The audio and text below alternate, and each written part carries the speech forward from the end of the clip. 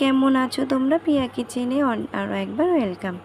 আজকে করব chilli chicken. তার জন্য দেখো চিকেনগুলোকে বেশ ভালো করে ধুয়ে নিয়েছি, দিয়ে দিয়েছি লবণ, আর এখানে দিয়ে দিয়েছি 1 চামচের মতন ভিনেগার। তোমরা চাইলে লেবু দিয়ে দিতে পারো।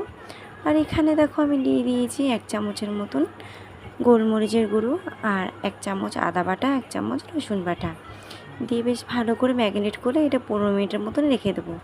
আর এখানে দেখো ক্যাপসিকাম, লঙ্কা আর পেঁয়াজগুলোকে বেশ ভালো এভাবে কেটে নিয়েছি, আর নিয়েছি রসুন কেটে। এরপরে দেখো এখানে আমি সসটা রেডি করছি। তার জন্য এখানে কিচেন কেচাপ দিয়ে দিয়েছি এখানে 5 চামচ, দিয়ে দিয়েছি চিলি সস দিয়ে দিয়েছি 4 চামচ, আর সয়া সস দিয়ে দিয়েছি 3 চামচ। বেশ ভালো করে চিনি দিয়ে এটা আমি ম্যারিনেট করে রাখলাম।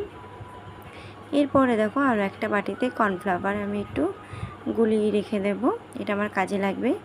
এরপরে আমি এখানে 15 মিনিট রাখা চিকেনটাকে আমি দেখো 2টো ডিম দিয়ে বেশ ভালো করে আরও ম্যারিনেট করে নেব। তো দেখো 2টো ডিম দিয়েছি, দিয়ে দেবো এখানে পরিমাণ মতন ময়দা দিয়ে দিচ্ছি, পরিমাণ মতন দিয়ে দেব কর্নফ্লাওয়ার। এটা আমি মাপ অনুযায়ী দিয়েছি, তোমরা চাইলে মেপে নিতে পারো। আর দেখতে হবে চিকেনটাকে কিন্তু একটু জল থাকবে না, আর এরকমই মাখাটা আঠা আঠা হবে। আর দিয়ে দিয়েছি এখানে লঙ্কার গুঁড়ো। এখানে কিন্তু আমি কোনো ফুড কালার ইউজ করিনি। দিয়ে দিয়েছি কড়াইতে তেল দিয়ে বেশ ভালো করে গরম করে নিয়ে এরপরে আমি চিকেনগুলোকে কিন্তু এইভাবেই ভেজে নেব। দেখো আমার চিকেন ভাজা কিন্তু হয়ে গেছে, আমি নামিয়ে নেব। তো তোমরা কে কে আমার মতন করে চিলি চিকেন বানিয়ে বাড়িতে খাও অবশ্যই আমাকে জানিও। তো আমার দেখো চিকেনগুলো সব কিন্তু ভাজা হয়ে গেছে। একই তেলে প্রথম দিয়ে দিয়েছি রসুন কুচি, এরপরে দিয়ে দেবো কাঁচা লঙ্কা পিস পিস করে কেটে নিয়েছি, আর দিয়ে দিয়েছি পেঁয়াজ কুচি, দিয়ে দিয়েছি ক্যাপসিকাম। তারপরে দিয়ে দেবো, এটা কিন্তু বেশিক্ষণ আমি ভাজিনি, 2 মিনিট ভেজেছিলাম।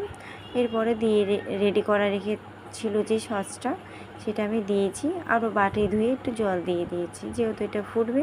তারপরে দেখো কর্নফ্লাওয়ারটাও কিন্তু আমি দিয়েছি এখানে, দিয়ে একটু জল দিয়ে বেশ ভালো করে ফুটতে দিয়েছি। আর কালারটা দেখো অসাধারণ এসছে। দেখো সামান্য পরিমাণে একটু লবণ দিয়ে দিয়েছি, যেহেতু সব সসে কিন্তু একটু লবণ থাকে। তো দেখো আমি ভালো করে এবার চিকেনগুলো এখানে দিয়ে ভালো করে নাড়িয়ে নিয়ে আমার রেসিপি রেডি। তো বাই বন্ধুরা।